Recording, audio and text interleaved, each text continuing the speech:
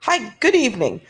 We are here to talk to you tonight about gaming in higher education and how it can benefit student learning within clinical laboratory science, nursing, and other healthcare professions. When you look at gaming in higher education, there are a lot of benefits that the students can see. We can learn the content vocabulary, learn the content better. We can look at new methods of problem solving, get a better understanding of how we can connect our content to professionalism, and we can play around with the information, and the students can have fun at any age to have a positive experience in learning.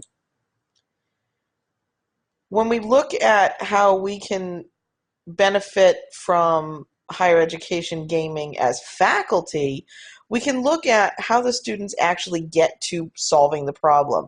How do they work together? How does their group dynamic work? And a lot of different games allow you to partner in teams and be able to collaborate to get to the answer. Another great benefit is really looking at student progress and tracking it. And a lot of the games that you can have now give you real-time results, immediate results on how the students are doing, not only to the faculty, but the students also can see how well they're doing. And it's basically all of these benefits is creating a learning environment that's positive, that students want to come back to, that faculty enjoy teaching in.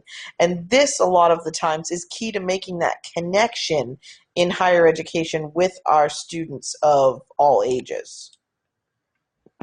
So when we look at simulation, we can also take gaming and create simulations in real life. And we'll talk about this later in this presentation when we talk about the game that we're looking at developing. But we can look at this type of simulation to diagnose patients, to look at handling patient conditions, encourage critical thinking, and look at a teamwork approach in a higher stakes or higher pressure situation without risk to the patient population.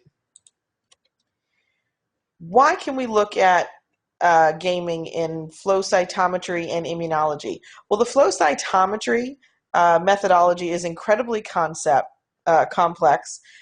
The instrumentation, if we can get these concepts, if we get these really solidified, we're able to apply this test method a lot better, and we're able to come to a diagnosis of a patient that's a clearer path. We can look at real-time games that will allow students to practice the concept, put together the instrumentations, and really facilitate learning on their clinical rotations in the local hospitals. When you look at special populations, students with print disabilities, they can look for neurotypical peers without additional accommodations through these gamings. They can gain confidence with materials that are more complex in different modalities of learning. They can have drill practice before class begins, which is scaffolding learning, and this allows for long-term memory, especially beneficial for patients that take a little longer to process the information. They can have a winning mentality where the students will actually feel successful when they can actually conquer some material that is incredibly difficult. And it motivates the students. They want to learn because they want to get up there and they want to be able to get the right answer and they want to be able to win the game. Assisted technology is also looking at well, we can look at it within higher education as equipment or system that we can help look for a way around or bypass a student's specific learning deficit. So this can actually be incredibly helpful for students that have some disabilities. In addition to this, it can make it fun and engaging and improve collaboration skills, which we've mentioned before as beneficial to both student and instructor populations. And we can look at using them to assess specific and measurable objectives and skills to improve academic gaming. So some of the emotional benefits that we can see from gaming are some that we don't actually consider when we're thinking about putting a game into a classroom. Most of us want to install a game and say, oh, well, maybe working with this information, it'll make it more fun, and the students will be able to learn the material better and have a little fun. Or I want to break up the lecture. But in actuality, it can take away some of the anxiety that the students have in learning. They can make mistakes, they can learn from the mistakes, and they can reset and do it all over again. It's not an end-all be-all. It's not buck stops here, don't pass, go. There's less stress associated with it. And this type of safe environment allows the students to really build their confidence and take away that test anxiety, take away that pressure. The anxiety is really going to be reduced, and the students will actually perform at a higher level. Imagination is always stimulated through play, and this is something that we can actually grow within the classroom as a student ourselves and lead in confidence and be able to give the confidence to these students. Team building, we already talked a little bit about collaboration, but playing these games, we can get that cohort community, and having a cohort in a classroom is a huge benefit to the students and the faculty because they're able to support each other. They interact in the classroom, they interact outside of the classroom, and they extend the learning environment beyond that classroom. And it gives them more time to learn the information in a better way. When we look at sharing a goal and belief, we can build interdependence on each other. But at the same time of this, it actually fires up the cerebellum. It looks at impulses into the frontal lobe, and it helps develop that contextual memory or our long-term memory. And these are key. Active learning is key to get all of that information into long-term memory. When we looked at a survey of current students, former students, parents of students, and faculty, we looked at gaming and increased information retention. So the question was asked, considering your experience in your education, how confident are you that playing games in a course increase information retention? And most of them felt that gaming is going to increase their survey retention. So this is a survey that we did through SurveyMonkey. And if you look, confident, confident, confident. So we're looking at, of the 25 participants, 14 responded as quite or extremely confident that gaming helps. This is a large chunk of the equation. And this really showcases that they want to see this. They want to learn this way because they think it helps them learn. When you look at the quality of gaming in education, this is where we fall a little short. When we look at surveying the quality, how would you rate the quality of games in education is the question that was asked within this survey. And as you can see from this data, there are very few that say it's high quality or very high quality. And in fact, we have a majority that either didn't want to commit to an answer because maybe they just didn't see anything that said, yes, this is high quality, or no, this is low quality, and some that saw it as low quality. So this is really showcasing that we need to expand our gaming base in higher education. The students want to see it, and they don't think what we have now is good enough. So when we look at the game, what did we decide to look at? So the game is flow cytometry, assembly, and diagnosis. And our target audience are clinical laboratory, biotechnology, or life science students and staff.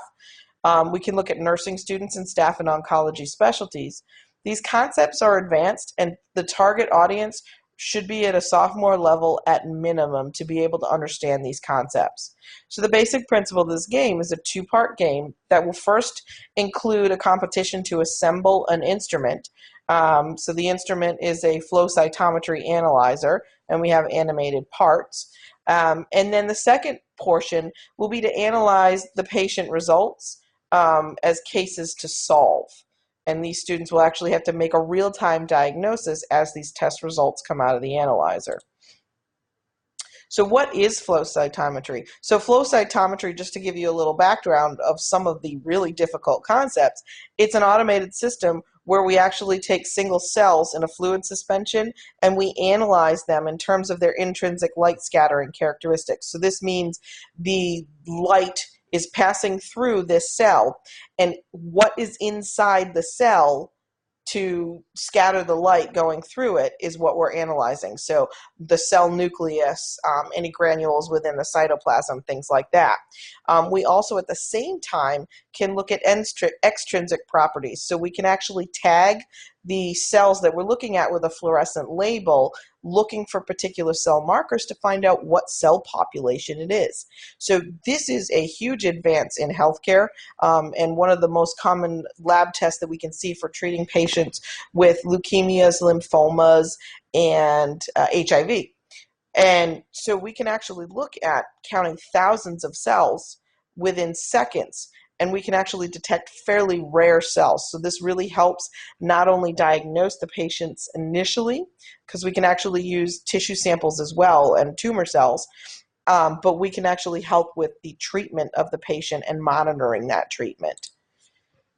So how can we help diagnose the patient? Well, routine applications of this looked at immunophenotyping peripheral blood lymphocytes, or basically our police officers or our immune system. These are the cells that defend us from antibodies and respond to vaccines, defend us against viruses.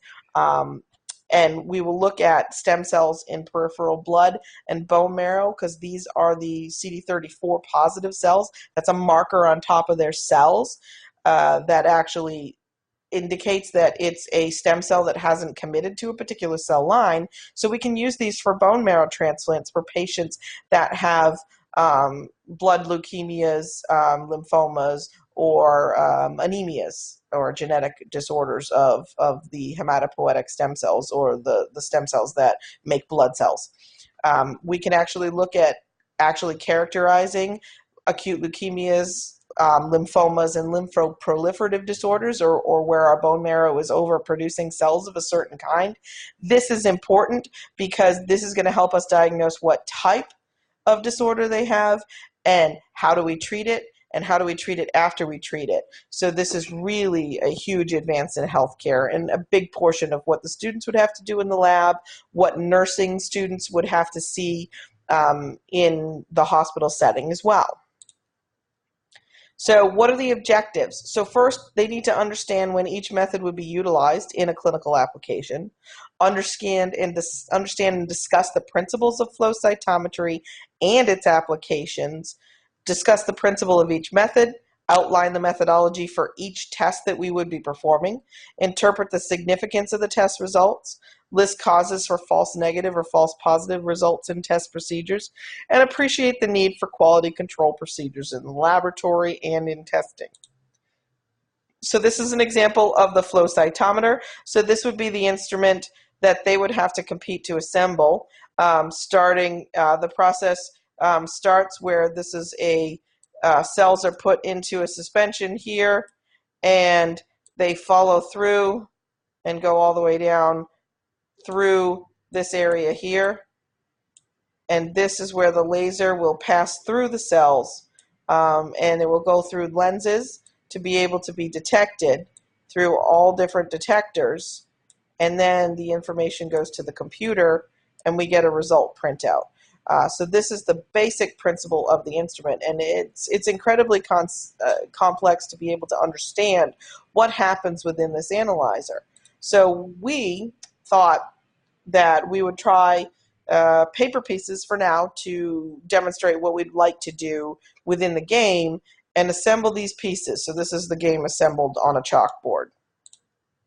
And here are some of the small pieces where you see, here's the printer, the computer, electrical signals, different filters, the lasers, the cell suspension, the fluidic system. So we have all of these here.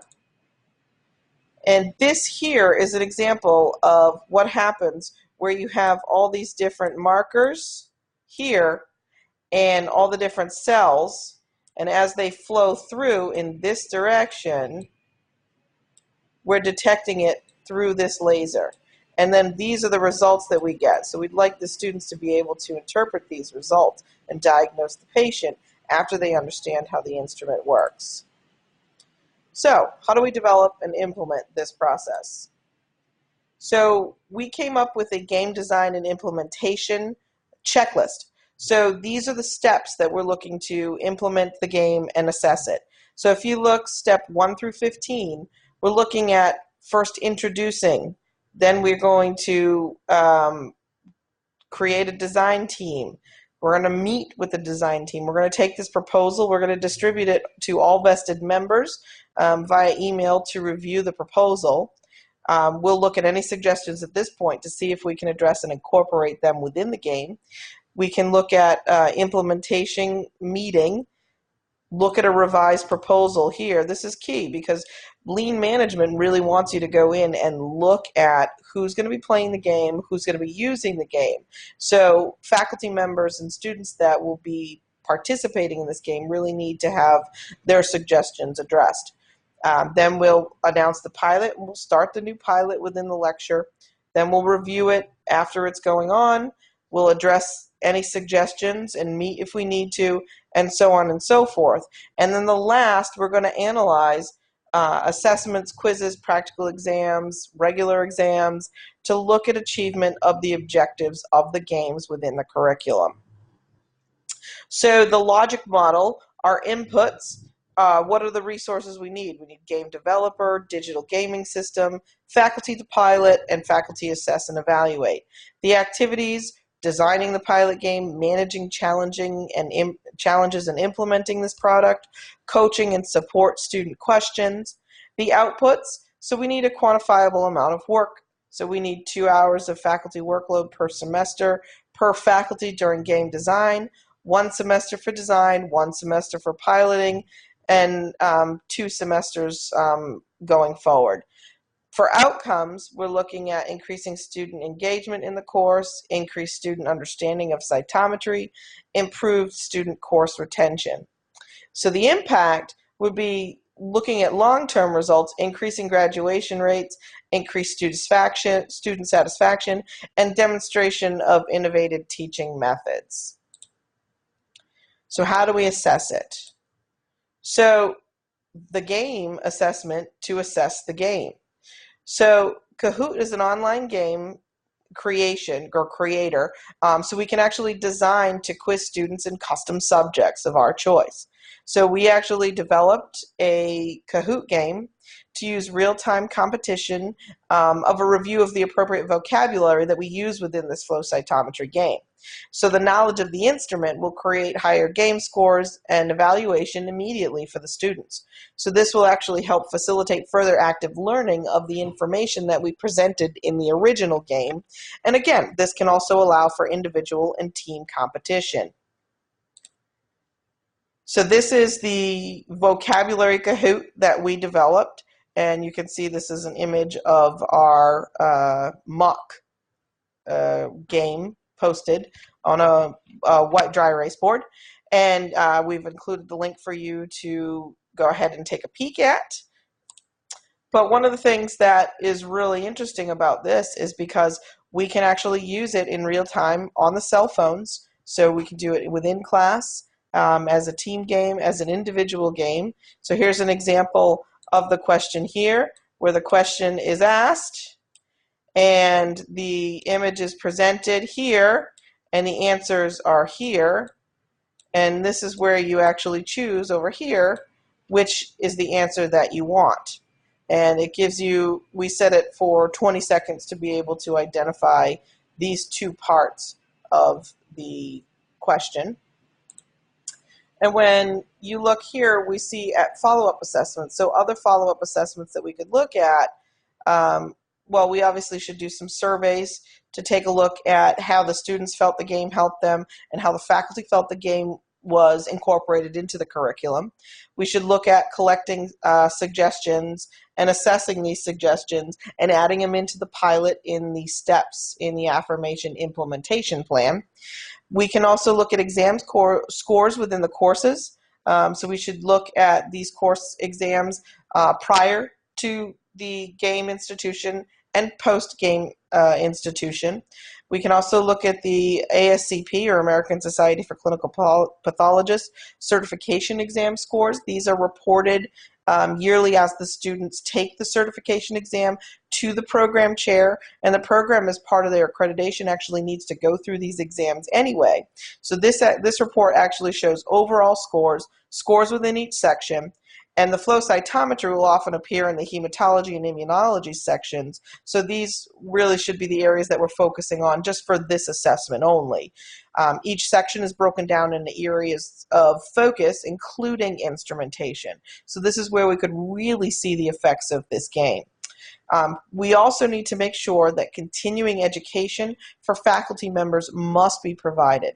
This is going to provide good game development and usage in the classroom, and not installing a game just to install a game, just for playing something. The faculty really needs to be supported and really needs to understand the process behind the game development and usage. And we've included all of our reference that we used. So thank you for your time, and have a wonderful evening.